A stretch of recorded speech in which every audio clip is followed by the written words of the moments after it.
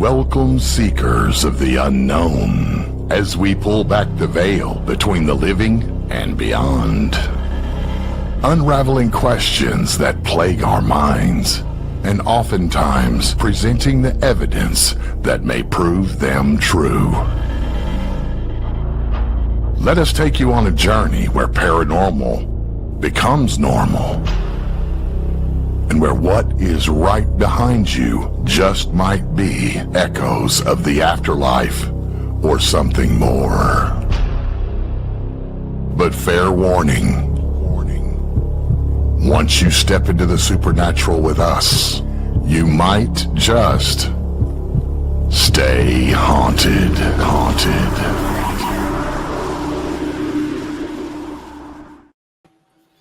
Hello, everybody, and welcome back to Stay Haunted. Hello. Hello. Happy Monday night. I am back in Ohio.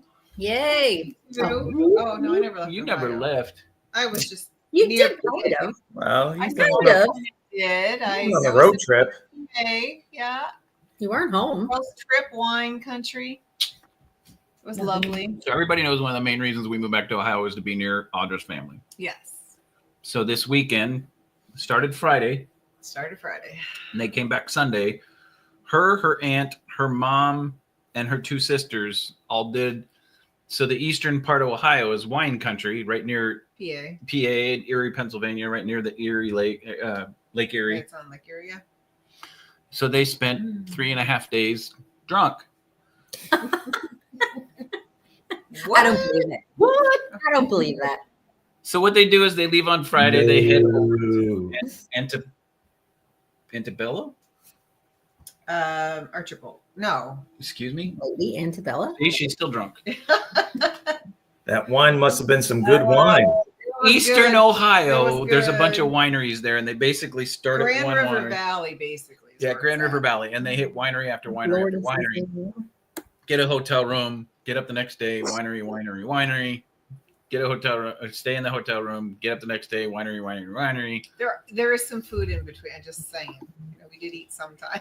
You did. You needed some Yeah, kind of grapes. There's grapes in there. No. Well, there you go. With something. Hello, everybody in chat. Hi. Hello, Mr. Yavakati. Avocado. Avocado. Mr. Raul and Mrs. Lourdes. Hello. Woo. Hello. Hello, everybody. Oh, look, there's Dos Cocos. Oh, hi. Who's Who are that? those people? Who are I those don't crazy know. kids? I don't know them. So, Father's Day weekend, what did you guys do? Happy Father's Day to everybody. Chris, happy Father's Day to all the dads out there. Happy Father's Happy Day. Father's Day. I hope everyone got a great gift like you did. What did we do? So let's see. Saturday, what did we do? I don't know. I want everybody to realize that that's I'm another. just like, no. We didn't really exchange Mother's Day, Father's Day this year. You got a brand new $2,000 mattress for the bed for Mother's Day. Oh, is that what that was? That's what I said in the Mother's first Day. story. Oh. Hear that? Mother's and Father's Day. You got a new house in Ohio and a new bed. Oh, I'm sorry. I didn't realize I didn't do anything. so I'm Hey sorry. there. what Audra's alluding to is we really didn't celebrate Mother's Day because she was with her mother on Mother's Day. This is only the second time in the last 20 years she's been with her mother on Mother's Day. 30. And 30 years. And Wow. Father's Day was Chris was at home cleaning Good for you. all weekend, and You were cleaning? I cleaned the basement, which is my area. It's the Oh, storage and workout Mhm. area, Mm-hmm. and watched a lot of Yellowstone reruns, and He then was by himself. played some video my games. boy. So that was his chick flick. I did ask you about your shin, right? Or I said, oh, you're going to do it. And then you sent me that picture. And what did you do? What did I say? You whack fuck your shin? I whack fucked my shin. Yeah, So I did. Chris has always been accident prone. Yes, he is. I got a new chair, which Audra is sitting in right now because she won't sit in the chair I'm sitting in. It's a lovely chair, by the way. It is. Yes. Look how beautiful. It is beautiful. Because I work from home 70 to 80% of the time, and then I travel the rest of the time. So I got a new comfortable chair, and it has, I think it's comfortable. Just kidding. It doesn't have to be comfortable for you. Exactly. True. So No, it's pretty comfortable. long story short, I have these really hard rubber wheels on the base of the chair so it doesn't tear up the LVP flooring. It was on my old chair. The new chair showed up with the standard tear the shit up floor, right? So I was switching out the wheels, and I got to the last wheel, and the last wheel wouldn't come off. So for everybody that doesn't know me, I'm not built like Hulk Hogan, but I have his strength. And I was pulling that damn wheel off, and it let go at full force, smack dab into my shin. And within 5 minutes, I had a lump this big on the shin of my right leg, and it is literally blood purple right now. And I'm either fractured it or I got a really bad deep bone bruise because I haven't been able to walk very well since last Wednesday. So the whack fuck that Todd's talking about is if you've seen those videos on TikTok where they go whack fuck and it's always somebody hurting themselves. If I would have had a videotape going or my phone on or something, I would have had a video for TikTok. You would have had a whack fuck moment. I would have had a whack fuck moment. Absolutely. Well, we hope you feel better, and it gets better sooner. No, than it's like shit. I hear you. So I don't know if it's a severe deep bone bruise or if I actually fractured my shin, but it wouldn't be the first time. It won't be the last because that's just Chris. So that little distraction maybe. Raul thought you were talking about your chin, not your shin. No, my shin, not my chin, my shin. Oh, shin, not the chin. That's funny. Yeah, it still has a lump this big on it, and it is purple blood red. Yeah, I did a good job. At least you didn't step in a gopher hole. Yeah. My foot still hurts. Story for another show. Yes. So that little distraction made me think of. So actually Saturday, I kind of relaxed. Saturday was a quiet day for me because Saturday was my cousin's baby shower. So Carmela and my sister and my sister-in-laws went, and my brother came in from Cincinnati, Ohio for the weekend. So we got to see them. So they did that during the day. Saturday evening, we celebrated Father's Day because my brother and my sister-in-law, they left to give them the chance to drive back to Cincinnati on Sunday morning early. So we celebrated Father's Day Saturday evening. The boys, they gave it to me later. No, they gave it to me. They gave it to me on Sunday. So we had a good time. We played Jenga, giant Jenga. There's a video on my Facebook. I posted it. It was a fun time. It gives you anxiety. It gives you a giant Jenga gives you a lot of anxiety. Let me tell you. And it didn't fall on me. It didn't fall on you. I helped you out the one time, right? 2. And then Sunday, the boys gave me what everybody's been waiting to see. This bad boy. Oh yeah. There it is. I noticed I don't have the. Where's it at? I don't have the propane. Yeah. The tank's it's not connected right now, but the boys got me a blowtorch. It's good for starting fire pits, searing meat, and what else? Killing weeds. Killing weeds. Well, the true intention is for killing weeds. Yes. But right on the box, it shows you the fire pit for searing meat and something else. It sounds like a jet is like yeah. When I turned it up, man, it sounded like a jet engine. I was like, holy shit. Robbie's like, he's taking the windows. There's a story behind this. There's a story behind this, y'all. So Todd video calls me yesterday, and he's showing me some evidence that he's reviewing from their White Hill investigation, and then he talks to me about his blowtorch, and then he's going around and he shows the fam. Right. And he shows his son who's prepping this huge platter of American beef. Yeah, I saw that. Tomahawk. Right? Yeah, the tomahawk. Yeah, the tomahawk. So I looked at Todd. I went, dude, it's Father's Day. You have a flamethrower. You have to make a video.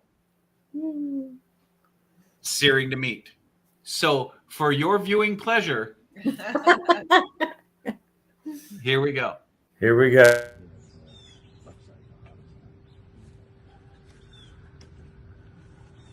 Watch, TJ's right there. I know he is.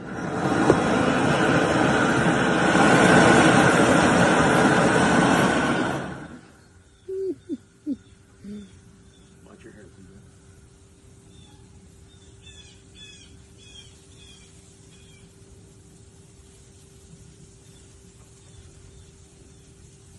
right, should we sear him? Let's sear him. Watch yourself. You gotta. We sear him at the end, too.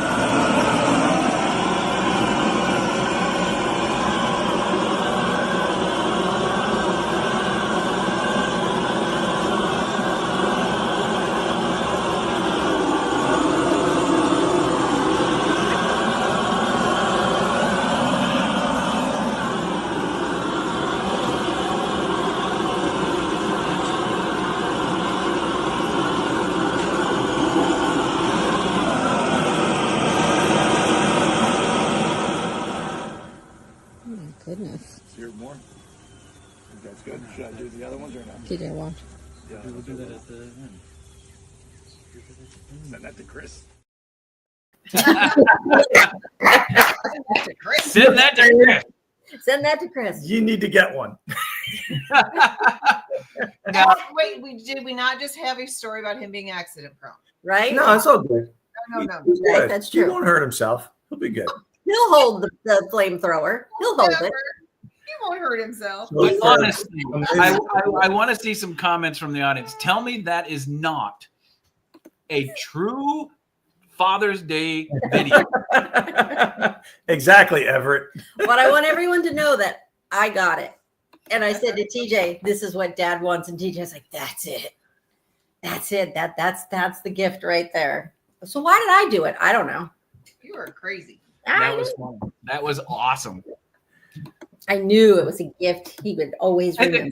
Ron just said, and good thing your firefighting son was right there. But Yes, what he you didn't was. see was Todd Yes, almost he torched was. the firefighter.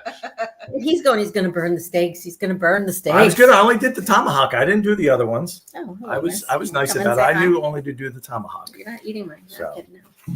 But that is But- a true Father's Day video right there. That is a Tim Taylor. Yeah, searing right. the steak video. Absolutely, that's a Tim Taylor. Yeah. Are you saying hi to Chris? Do you hear Chris's? Miss Lacey, Miss Lacey, she's over here. Say hello. There she is. He's laying on this. She's laying on Mr. Carmela. Right Ghost now. dog. There she is. All right, go lay down. Blends in with a black screen. Yeah, that's probably it. It's a So- green It's a green screen. Well, it's black. So for those guests in the audience watching, listen, that wasn't the highlight. We actually have a good show for you tonight. We have a great guest. That wasn't it, I That promise. wasn't it. It's 15 minutes. Have a good night, y'all. We should have gave him the flamethrower. We're gonna So, listen. yeah, I was like that. just You gonna should have say that, started right? I was gonna say maybe every guest that we get on, that's a parting gift that they get. Is like, Right? Everybody gets one. you get a flamethrower. You get a flamethrower. So for everybody watching, we don't get paid to do this, so Todd and Carmela will be funding your free flamethrower. They I make do it that big, Yeah, they make like it- in a lighter. Yeah, right? We can do that You too. might get one from the crack pipe store, but you'll get one. Oh boy. And we're off the rails. Let's bring our guest You're on. the hot cocos. Oh, All right, okay. guys. Cocos. Everybody, I would like to say a very strong welcome to this gentleman. He is a paranormal investigator. He's also currently one of the paranormal hosts at Fort Mifflin. Everybody say hello to Greg O'Brien. Hello. Hey, Greg. Hello, Greg. Welcome. Hello. You get a flamethrower.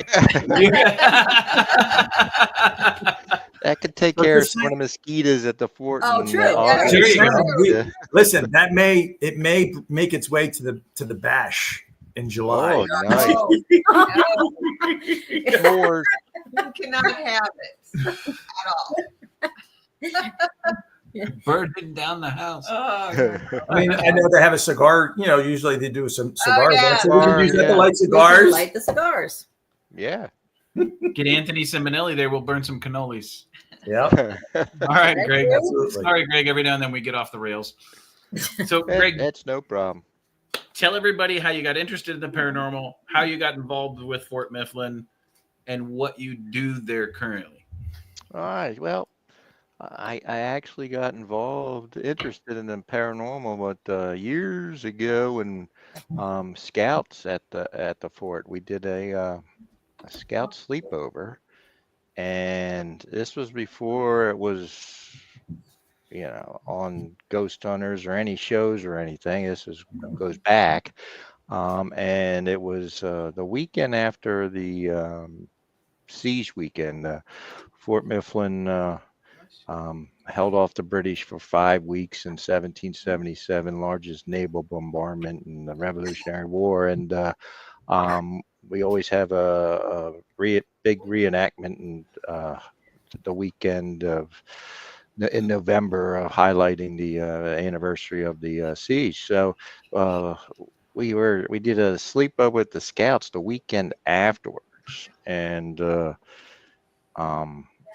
it just triggered everything. We were, it was again, it was known to be haunted, but um, that night it was just off the charts. I mean, the adults were running around chasing figures and hearing voices, and it was just incredible doing head counts for scouts and then hearing and seeing other things happening. So that's what got my interest in the paranormal.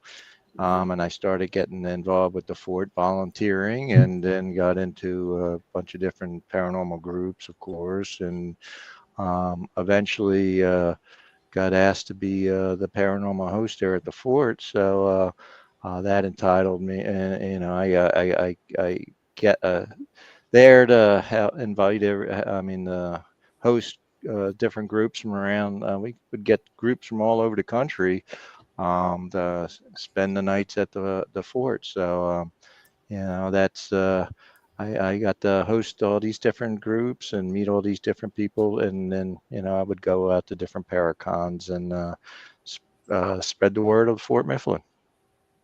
That's so fantastic. That's That is awesome. so awesome. Absolutely. And you were almost, so in a way you were like, I know, considered a host, but like really you were an ambassador, really. Yeah. You truly were. We've over the past couple of years since we started, both Carmela and I, we've had good chats with you, and we actually attended the siege. I mean, if you've never been there for Siege Day, we went last November it was, and it's a sight to behold, like with the soldiers and the reenactors and stuff. It really is aside from the paranormal aspect, just the history part is truly amazing, and just it shaped our country. Yeah, Right. I mean, the fort has unique history. The longest active military fort in United States history, active from Revolutionary through the Korean War. It was the historic buildings were deactivated in '54. Yeah, lots of history. It's very, and like I tell people, it's unique in the paranormal community, and it's the layers of history, layers of death, the layers of hauntings. Because you had about 250 that were killed in the siege, Americans that were killed in the siege of 1777. The fort was rebuilt under President John Adams in the late 1790s. And was used. The French helped rebuild it, but it was during the yellow fever period of Philadelphia, so there was a lot of yellow fever deaths. And then it became a military prison under the Civil War. Lots of deaths. Being a military fort, you had executions by hanging and firing squad. It's right on the Delaware River, so there's tons of documented drownings of bodies washing up from the Delaware.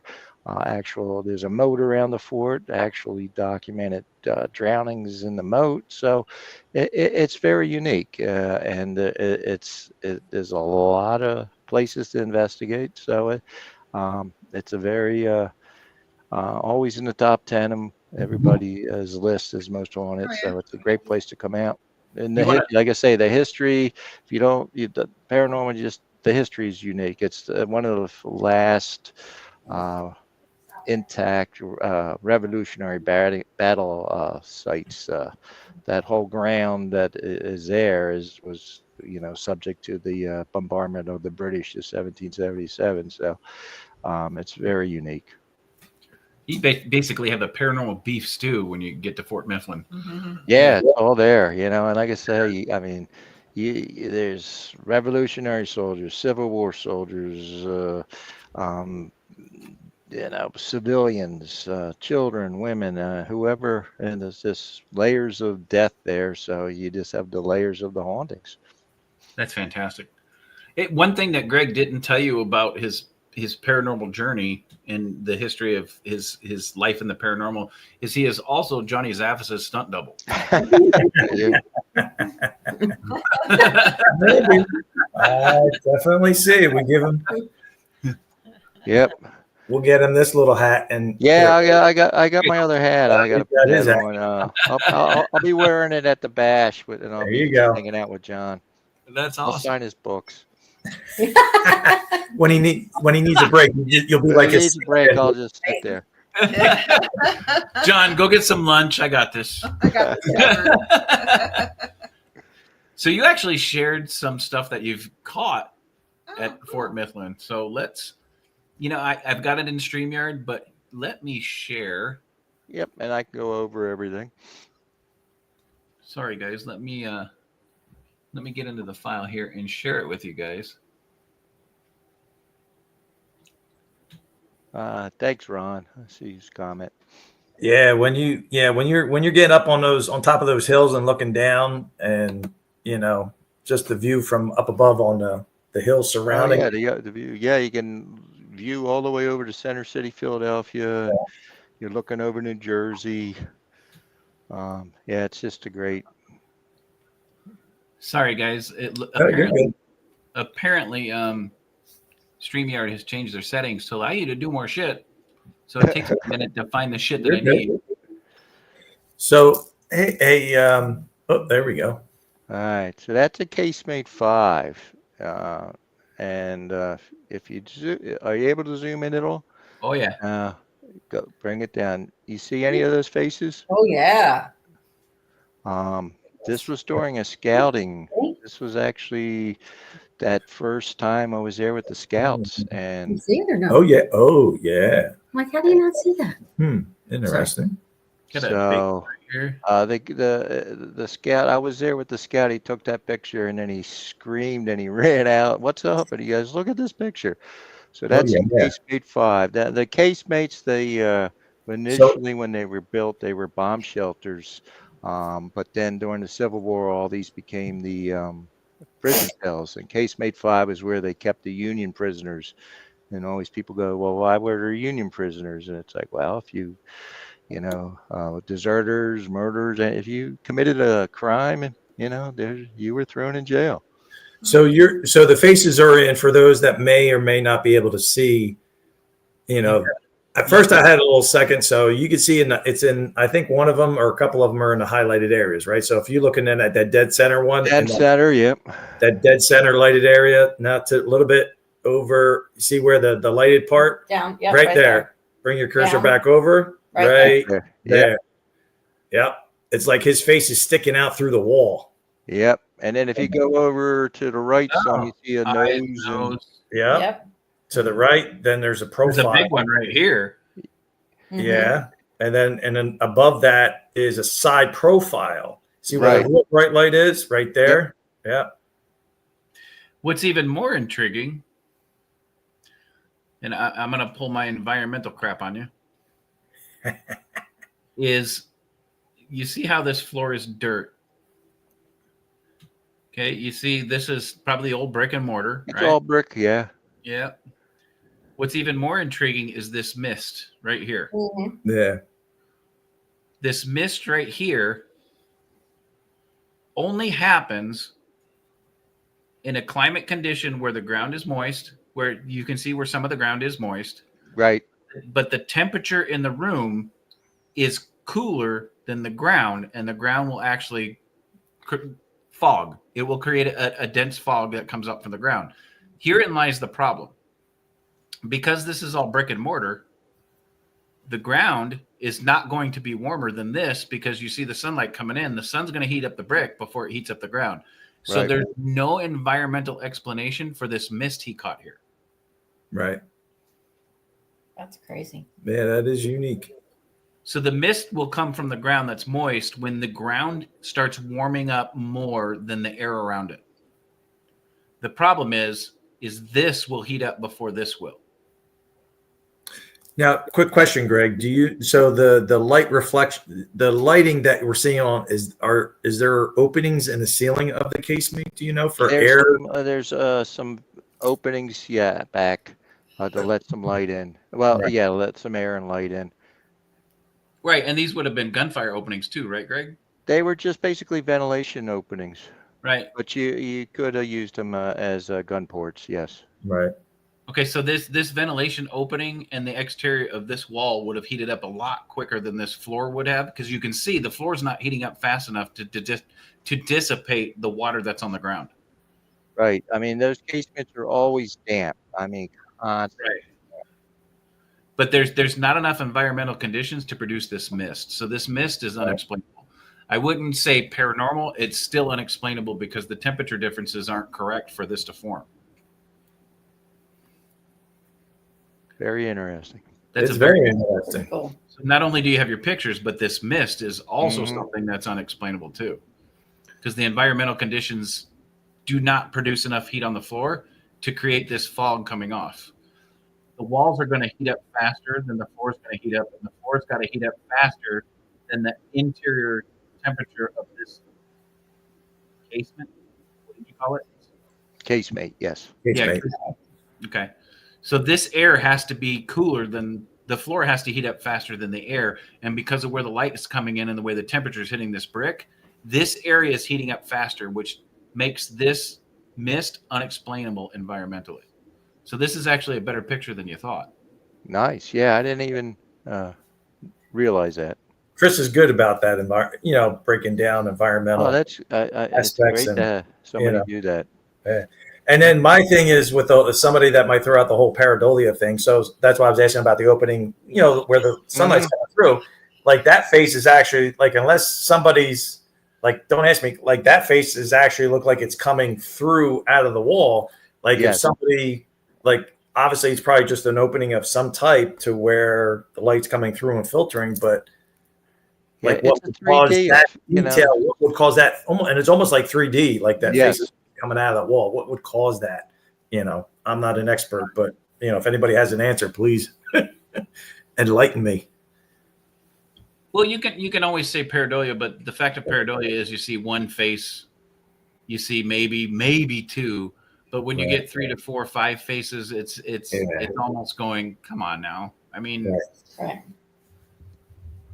we are all in the paranormal community, right? We've all done multiple investigations. Shit, I've been doing it for almost 30 years now, and the chances of coincidence are rare, right? Yeah. Okay. All right, let's talk about the next picture. All right. Now this was Powder magazine. Now I for years I could not go into the Powders magazine when at night by myself. I always got a really bad feeling. And this one time I said, I'm going to force myself to go in, and I started walking in, and I had to stop. Something was in front of me just holding me from going in. And then I just took this picture. And then later on, I did go in, and I took a picture again, and that was not there. So that just that was preventing me from going through just some energy that I just could not. I had to turn around and leave. That's interesting. So is the floor you look down, is that slate? It's a cement. Yeah, cement. I believe it is. Cement. And how far back into the building is this? I'm trying to determine environmental conditions again. This is the Powder magazine, so it does a 90 degrees. So you come in, you make a 90, and then you make another 90, and then behind that is another 90 into the Powder magazine. So this is in the hallway after the entrance in the first 90, looking down towards that other 90. So, it's about, let's see, it's about, 5 feet in and probably about 5 feet down that hallway. What's around the corner here, Greg? The entrance to the Powder magazine, the big opening. Yeah. It's not like another casemate. Yeah. And it's completely solid. So it was Yeah, gunpowder. there's no. It's dark in there, is what he's It's saying. black Like, when there's no it's light. dark. So what makes this picture interesting is one, you've got concrete. Concrete, everybody knows is porous, but there's no visible dampness to the concrete. And brick is a hard pressed clay, and it's hard pressed in order to get the air bubbles out of it, which makes it non-porous, so it doesn't allow moisture in, right? And being this far deep in, there wouldn't be something heating up anything moist in this area because one, the brick wouldn't condensate, and two, the concrete's on solid ground. You're not going to get major condensation coming through the concrete. So what would cause this mist is unexplainable. Yeah. Because of the materials used in this situation, and the fact that it's deep down in would not allow any light or temperature to get deep into this that would cause a fog like we talked about in the last picture. And what's even more intriguing is if this was a solid wet mist caused by a fog, with the flash you would have had some kind of light reflection coming off of some of the droplets of water in the air, and you don't. Right. So again, unexplainable. Can we call it paranormal?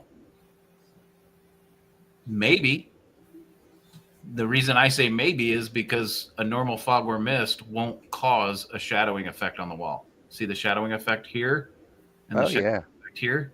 So basically the mist that's in front of you is blocking the light transfer going through, which is not common for water droplets in the air. Oh, good. I didn't even notice the shadowing. Yeah. So that is good. I always thought it was the guy had a hat on there. You see, like the crown on the head top, like a hat, the darker mist up top. Yeah, this is interesting. The shadowing caused by this is interesting because even if this was if this was an actual physical mist, you would still have some kind of light reflection coming off of the flash. If this is a dark corner, what was that comment? Just up the top of that, how the thicker that mist is. I always thought that was his hat. That's fantastic. Yeah, they're definitely great captures. These are great captures. Let's go to the next one. Open, open, open. I know what this next one is. Oh, maybe I didn't. That's just me just hanging out, and this was after an event. And if you and I took this picture. Yes, there's that figure right there, and this was after one of our events, and I was just hanging out afterwards, and this figure went right by me. It almost looks like it has a cloak on. Yeah. It's like a vest or long, like a long vest. Yeah, I think he got the uniform. Yeah. But yeah. It's interesting how his hand, so you could almost zoom in a little bit down by the left, that you could, that's his left hand. It's almost like it's like illuminated or like carrying something. Yeah, I don't know. It's hard to say, but that stood out to me. Well, and it's quite a distance from this building too, which tells you it's in the middle of the field. Yes, he's in the middle, going past the parade ground there. Lourdes would like to know the Mexican snitches. So for all of you watching, so we had when Ron Lourdes and Tony and Sharia and Andra and I had Entity Voices Paranormal Evidence, we had Greg on with Fort Mifflin, and Lourdes and Ron did a DRV session at Fort Mifflin, and they actually called Lourdes a Mexican snitch. if I'm not mistaken, correct? Yes, yeah. It was, yeah. And for everybody watching, Lourdes is African American Puerto Rican. Yes. Yes. So she's not a snitch, and she sure as hell ain't Mexican. Not a snitch. Yeah. Snitch. Definitely. But every time we see her, we always are a little Mexican.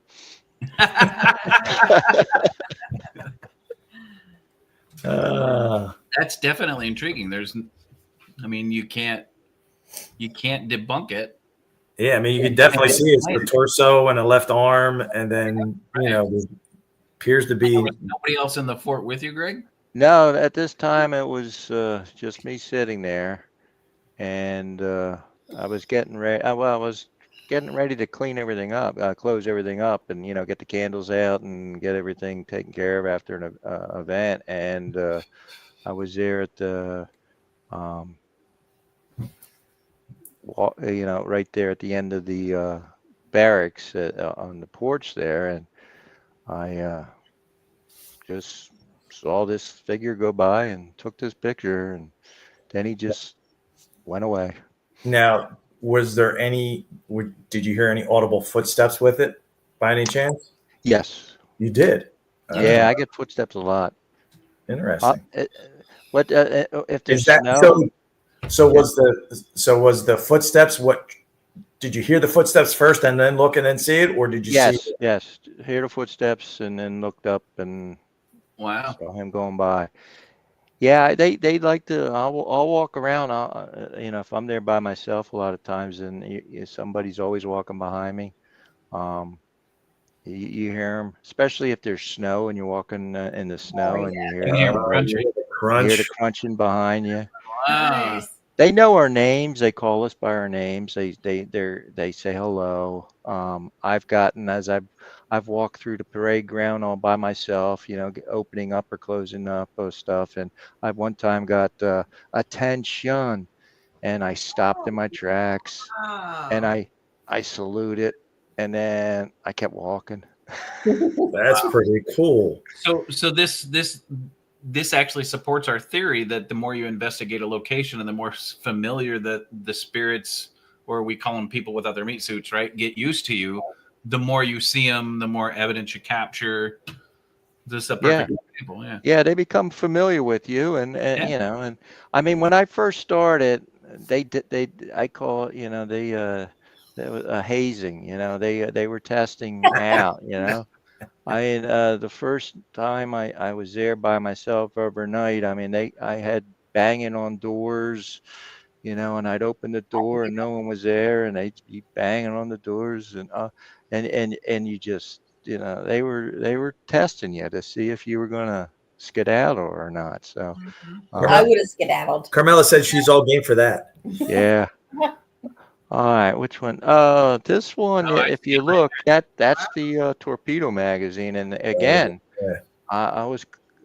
I took this picture, and I was there by myself, and I was just getting everything, checking out everything, and get ready to leave. And I looked over, and I saw this figure back there. You can actually see it better when you zoom out. Yeah. Man. Yeah, he's just standing back there. And again, there's no one there. I went in to check, and um, no one there. Where is that at? Because it looks like he's guarding something. It's the old Torpedo magazine. That's the last structure that was built at the fort in the late 1870s. It's just like the powder magazine, that how it zigzags in, does a couple 90s. There's an opening in there. It's like a well. They put a trench all the way out to the Delaware River, and they thought Wow. that these primitive torpedoes that they could drop and launch out to the river to hit boats. But I guess a couple test firings, and they might have turned around and come back to the fort. They decided it was impractical, so it was never used as a torpedo magazine. During World War One and Two, all these structures were used as munitions, to house munitions for the Navy. So correct me if I'm wrong, Greg. As you enter this room, to the right and to the left, there's a rectangular room. And Yeah, then you enter that, and then that back wall, you make a right, and you go about 5 feet, and then you make another left, and then there's the opening. So that's the back wall right there that you're looking at. right. So That's these walls are very similar as it goes in. yes, it's all brick. Okay, so there's nothing that would cause a shadow reflected that looks like a human, because these are just straight walls going back. Yes, Man. yes. With like little like stall like areas. They're straight walls up to the yeah. Guys, I've never been to Fort Mifflin. Yep. So that you walk straight back, you hit the back wall, and you Right. got to go right. and then there's about 5 feet, and then there's the other wall. You So got to to go the left, a little storage area. There's nothing. That's a no, there's nothing to the left. That's a wall. Oh, that's a straight wall. Straight wall to the left. There's nothing to the wow. left. If you go to the right, that's the opening, and then get. So if you go- zoom out, that almost looks like somebody standing at attention. Yeah, Yeah. probably a guard or somebody. And these doors are approximately what, 5'10", 5'6" in height? Are they I taller? could probably about 6. About 6 foot tall, Yeah, I would say Yeah. 6. which puts the figure that you're seeing in the picture right around 5'10", 5'8", between 5'8" to 5'11". Yep. But you And can I see noticed, at the top.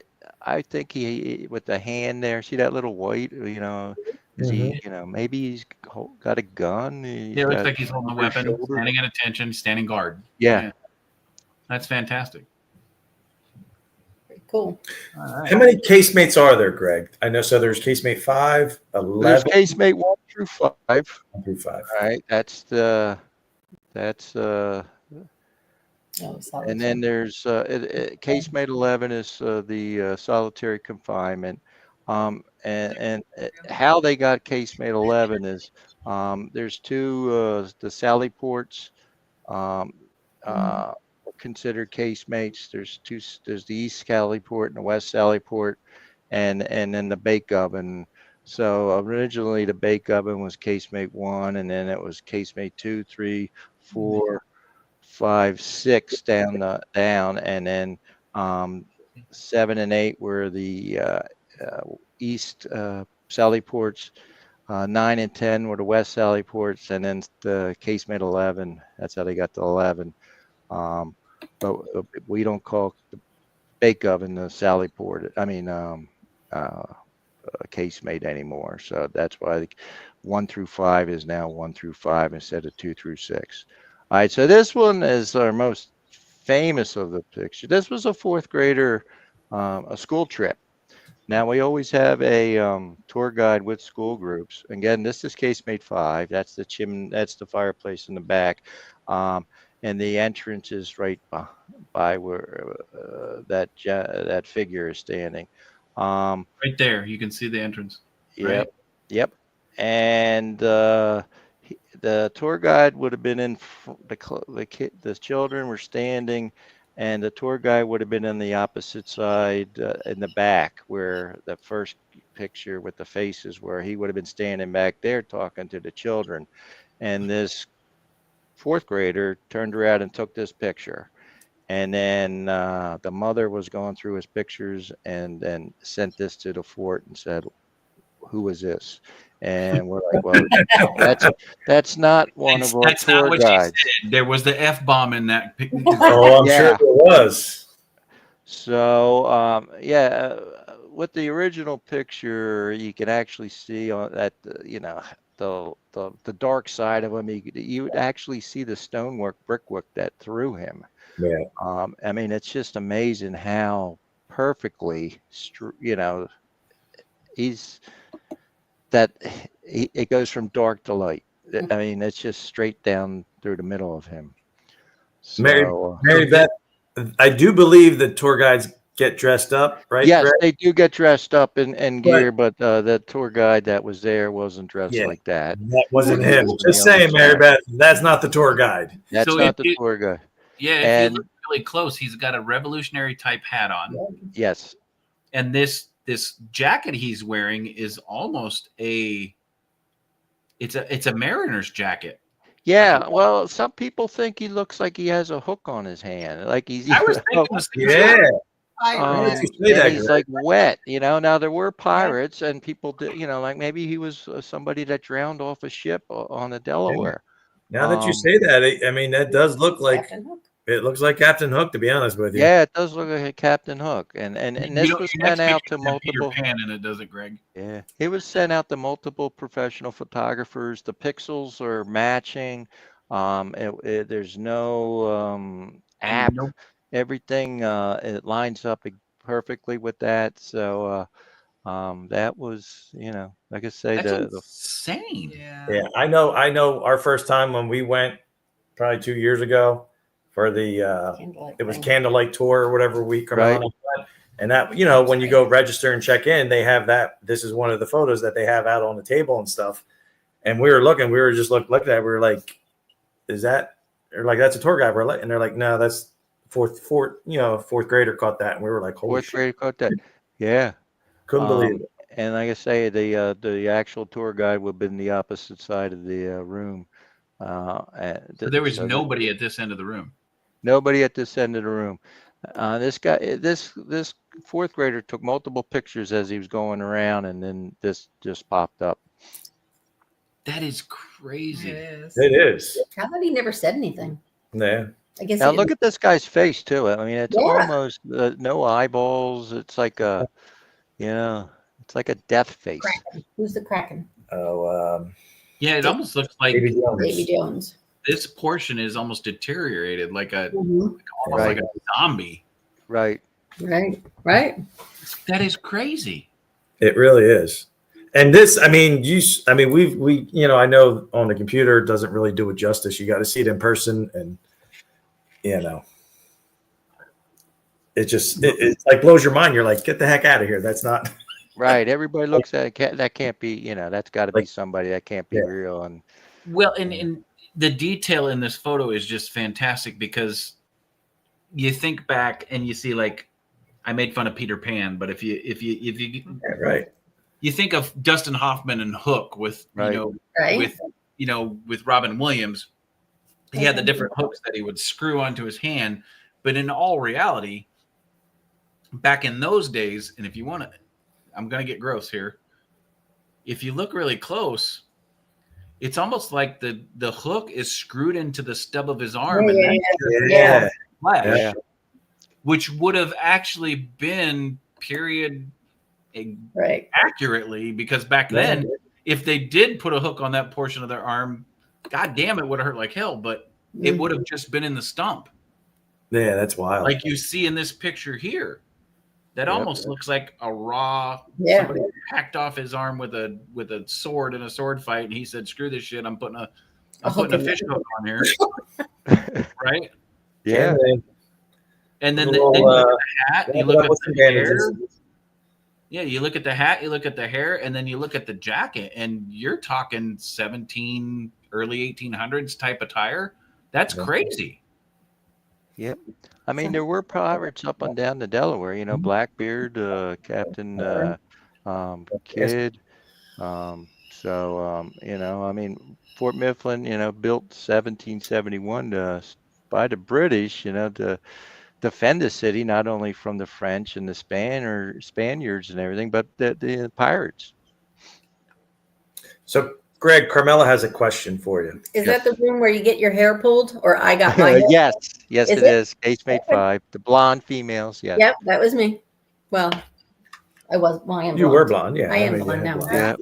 Yeah, there's a spirit in Casemate 5 that has a thing for blonde females, and he'll tug on their hair or tug on their coats or shirts or whatnot. He's not aggressive. He just lets people know that he's there, and he's on the blonde females. Yeah. Well, I turned and looked at him, and you weren't near me. Nah, and I turned and looked, and yeah. you're like, "What's the matter?" I'm like, "Oh, no, I nothing. don't know. Just playing with my hair. It's fine." I don't think this. a little aggressive. Yeah. Yeah, he wouldn't be the one tugging on people because you'd get a little poke there. Right. That's crazy.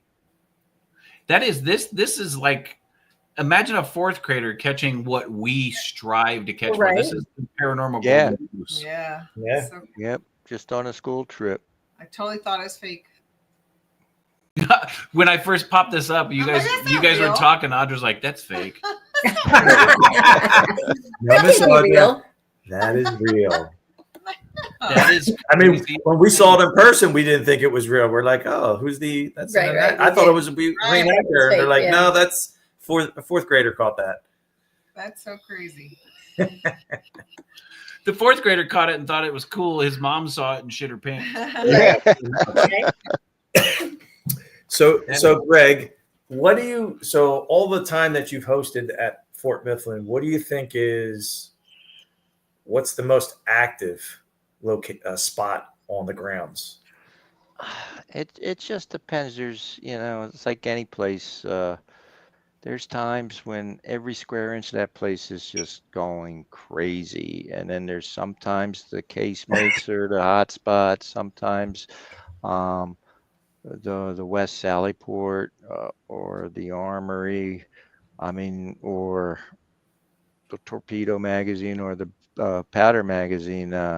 My favorite is the West Sallyport, which is the Sallyports. When you come into the fort, that's the East Sallyport, and then there's the West Sallyport behind the blacksmith building. They were guard stations. Yep, They were yep. they had there were rooms, and they had each Right, had they their had own bunks in there. fireplace, Yeah. and the guards would stay in those rooms. And so West Sallyport, that's one of my favorite. That's always that always active. That's where I had my experience where I was there with another investigator, and there's some bunk beds in there, old wooden bunk beds, and I was sitting on the bottom of the one bunk bed, and the other investigator was sitting on the bottom of this other bunk bed, and there's always figures running around, and we saw the figures out in the hallway, and we asked them to come in, and of course equipment went off and everything, and then all of a sudden something starts climbing over me to get to the top bunk. I felt the pressure on my thighs, and then the pressure on my shoulders, and it went up above me. And we continued the investigation, and then finally it climbed back down over my shoulder, my legs, and then darted out. And Excuse me. yeah, that was so I always have a good experiences in there. But yeah, Casemate 5, a lot of the casemates are always active in there because of the prison cells. You had Confederate prisoners from Gettysburg. You had the Union prisoners that were put in there, and plus you also had the political prisoners, Right. the civilians that were locked up for opposing the war. There was a group of them in there, and again, conditions were horrific. A lot of dysentery. They basically sleeping on the ground on their own human waste, and the disease ran through the whole garrison. So you had, besides the prisoners dying of sickness, you also had the soldiers stationed there, and their wives and children were also getting sick and dying. So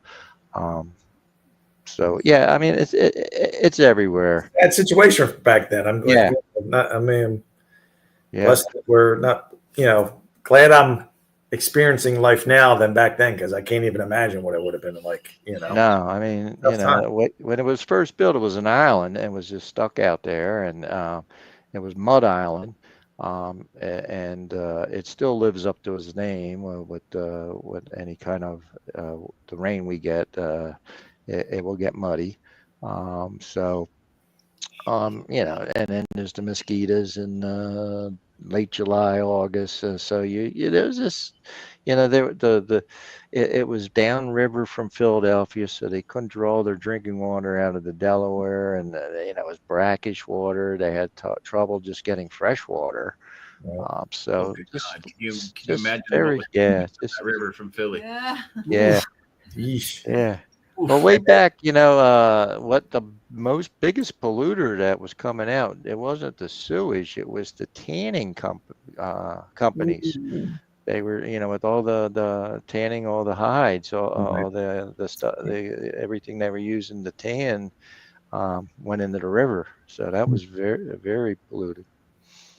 And then that's just part of it, the history aspect, and then with the activity, you have Philadelphia Airport that's right there. Yes. I'm sure enhances, the activity, or can stir things up with EVPs and things of that nature. Philadelphia Airport was there at the time. Why did That's what I always. Yeah, I always when I talk, I always ask. I always say, anybody have any questions? There's no such thing as a stupid question unless you want to know why they built the fort so close to the airport. And people have asked that. Why did they build the fort so close to the airport? Yeah. Fort was built. I mean, come on. 1771 it was put there, and yeah. So yeah. Jersey Shore. All right, Greg, we are almost done. God, this hour has gone so fast. You've done such, and you brought some interesting stuff. Very Man, cool. it makes me want to go to Fort Mifflin, just not July. Come in. You know you have a place to stay. Great place. So tell us what's coming up for Fort Mifflin, Greg. All right, big this weekend, this Saturday, we got a big event. Yeah, we have members of the Ghost Hunters, Dustin, Chris, Steve, and Dave, and the Godfather of Paranormal, John Zaffis, are all coming back to the Fort Mifflin. So they will be there, and there are tickets available still for their there's different events during the day, but I think some things for the day, talks and everything are sold out, but they're still available for the investigation that goes 7 to 11 with the paraslabs. So yeah, the Ghost Hunters, people don't realize, if you ever watched the old Ghost Hunter show, they used to do 2 episodes per show. It was an hour show. They do two locations per episode. Fort Mifflin was the first that they did a full hour with, because they had caught so much activity there. And they actually came back a second time, and then they had the Ghost Hunter Academy came there. So and then they would come back every year for a big event, and they haven't been back in quite some time, so it's good to have them back and support the fort. That's Absolutely. fantastic. Where can people find you and see you, Greg? Out on Facebook, and just Fort Mifflin Facebook page. FortMifflin.us is the web page that has that would list all the events that are coming up. We have reenactments. We have a big besides the Ghost Hunter. We have a big event coming up at the end of June. It's like a jazz festival. We have bands there and dancing, and so besides the history, we do all kinds of extra events. I mean, we have we have weddings there. It's pretty amazing. It's a good location. It's 40 acres that are right there, so it's a big place. Wow. That's fantastic. Yeah, it really is. It's a gem of a spot. It is. It's a hidden gem. I mean, it's during the siege of 1777, it got nicknamed the fort that saved America. It held off the British long enough that Washington was able to establish winter quarters at Valley Forge. So it's a great spot, history-wise, paranormal-wise. If you want to just come out and watch airplanes, we're right on the Delaware. You want to hang out and watch boats. Ships. We got it all. Unfortunately, you can't watch the battleship New Jersey go by anymore. No, that did a couple times. That was awesome. Yeah.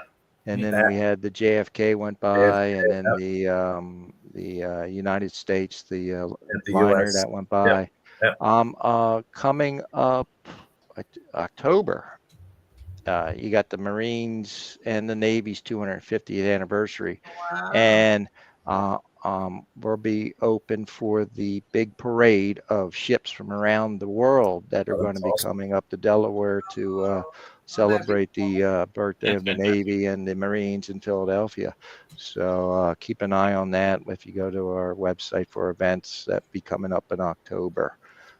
So that'd be cool to see all these naval vessels coming up parading by the fort, because a lot of times what we'll do is we'll do a salute with our cannons, and then they will do a salute back to us, which is always cool. Absolutely. It's fantastic.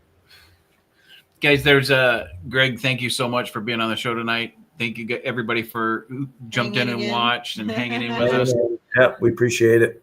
We really do appreciate it. And guys, Fort Mifflin is a fantastic place. If you want to visit a place that definitely was a portion of what we call American freedom today, make sure that you go down there. And guys, if you can go down there in October and see what Greg was just talking about and support the men that dedicate and stand up and salute and say, I will give my life for my country so you may have your freedom and you can sleep safe at night. That is the best place to do it at, is one that not only was fantastic in the history of the United States and establishing what we have today and establishing our freedom, but then supporting the guys that have continued to support it and give their lives for it for the last 250 years. There's nothing more fantastic than that. Greg, thank you again for coming on. Thank you very much, Greg. We Thank appreciate you. you being a guest, and we could go Thank on for you. hours. You know could. that. There's Yes. a lot that we didn't get to. I appreciate you having me. I love to talk about the fort. We'll see you at the bash. See you at the bash. Yes. Yay! And before we go, if you guys want to talk to Greg a little bit about Fort Mifflin, he's not going to have a table this year. He's going to be meandering around at the bash. He's going to be there. We will all be there at the bash. You can talk to Greg. You can talk about Fort Mifflin. You can talk about the hauntings at Fort Mifflin. But most of all, you can talk about staying haunted. Have a good night, everybody. We'll see you next week. See you next week, everybody. You guys. Good Bye. one.